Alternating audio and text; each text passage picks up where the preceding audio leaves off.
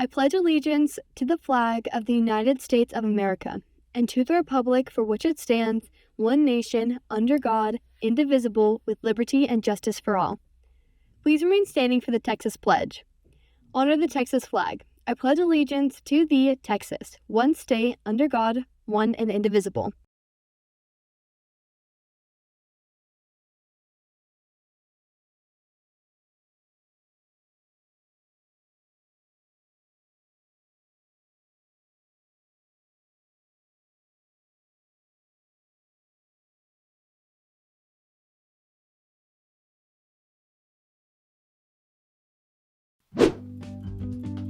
Today on Eagle Nation News, we are full of Prosper pride.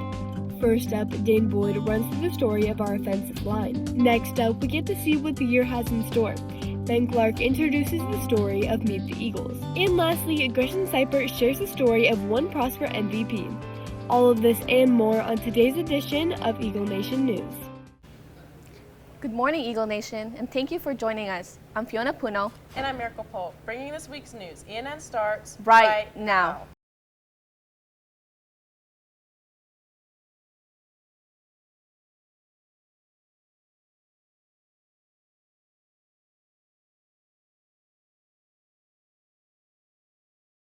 Welcome back, Eagle Nation, and thank you for joining us again for a special edition of ENN. We will be doing ENN on the scene today, where we are not in the studio, but broadcasting from around the school. Today's weather will be a high of 103 and a low of 80 with partly cloudy skies. It's been so hot recently, so I'm glad we're inside in the air conditioning. Well, Fiona, one group at Prosper has been conditioning all summer, and our football team has been working hard. Dane Royd runs with the story. Hoping to give the next generation a head start in the trenches, a group of varsity offensive linemen built their own youth training program to teach young kids the fundamentals. And for the founders, the decision to start it was personal. It was definitely the gap in between offensive line training and skill training in youth football. And I wanted to make sure that these O-linemen are trained the right way, because there's oftentimes where these linemen aren't trained. And then when they get to high school, they're kind of like tossed in the fire. And I wanted to help these kids get adapted to like what it would be like in high school or eventually like college as well. However, when starting a new business, there can be many challenges that are attached to it. The biggest challenge we face is getting clients, because it's hard for people to reach out, especially like young kids, because we're elementary school through freshmen. I hope it grows into a good community of youth linemen that can grow off each other and they can help each other out.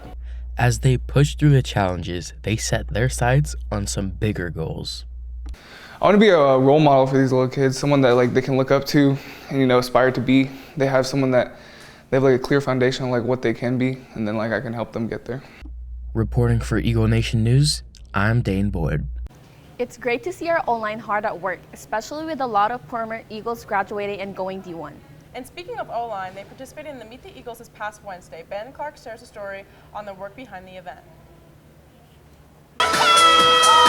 Meet the Eagles is a way to celebrate and kick off the new school year, but many don't know the work behind the event. There's a substantial amount of planning and coordinating with the teams, getting their seniors' names, their walkout songs. We did a slideshow presentation this year of the senior athletes. So there's lots and lots of hours of practice for Meet the Eagles outside of our class period before the school year even starts.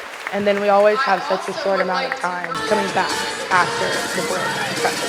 It's not just for the school, but for the individual organizations like Cheer.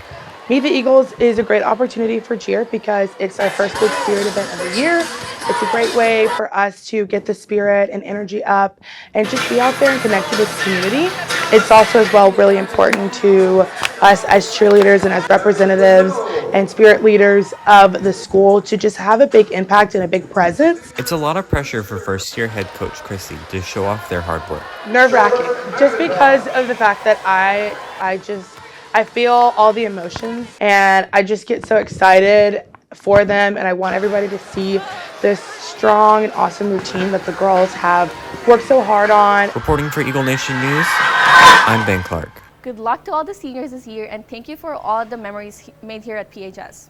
We also have memories of the magic of movies. Don't go, Talent Talk is up next. Do you want to earn 5 Minga points? Well, type in Eagles, E-A-G-L-E-S, Eagles. With the latest in Disney, Imogen Perez is in studio with more. Thanks, Fiona. Today's all about the happiest place on earth, or should I say all about their upcoming releases. Just this week was D23, Disney's annual conference where they release all of their upcoming projects. This year they announced over 25 pieces of magic in the making. From sequels to new releases, Disney fans can expect a lot for these upcoming years. First off, we got the first glance at Frozen 3, which will come out November 24th of 2027. Why don't you see for yourself?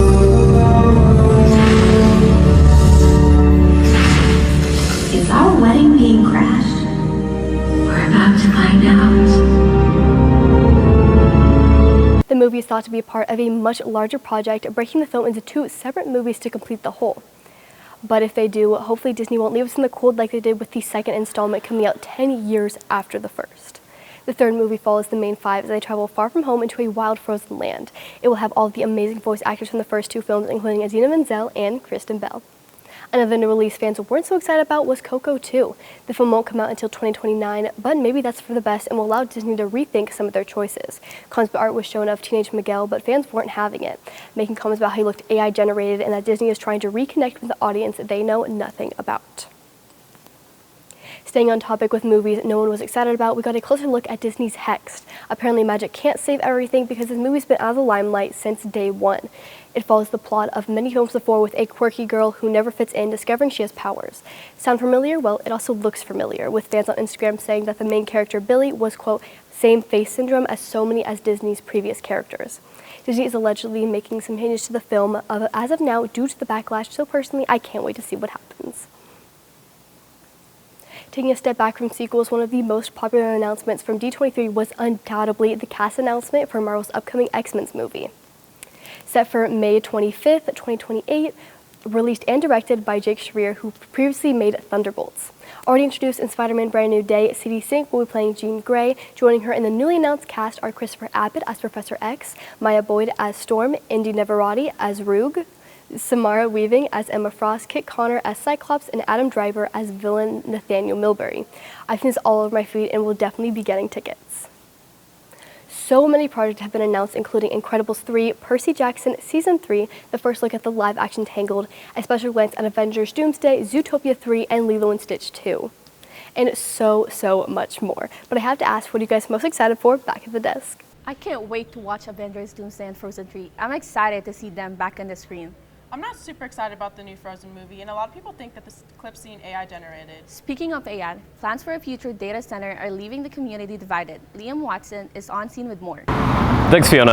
Right behind me right here on the corner of FM 1385 and Parvin Road, developers want to build a nearly 40-acre data center called Project Tomahawk, which will cost about $500 million. This is already raising hard questions among Prosper leaders and residents with concerns to power, money, water, and noise. The town of Prosper just delayed their vote in order to dig deeper. But don't worry, we will be following this story as it develops, digging into how it could affect neighborhoods nearby and this corner of Denton County at large. What do you guys think back at the desk? It's a sight to see our community rallying around together with the AI Center. If this does happen, hopefully it won't affect Prosper and its weather too drastically. But despite these raw circumstances, our Prosper Eagles are working hard.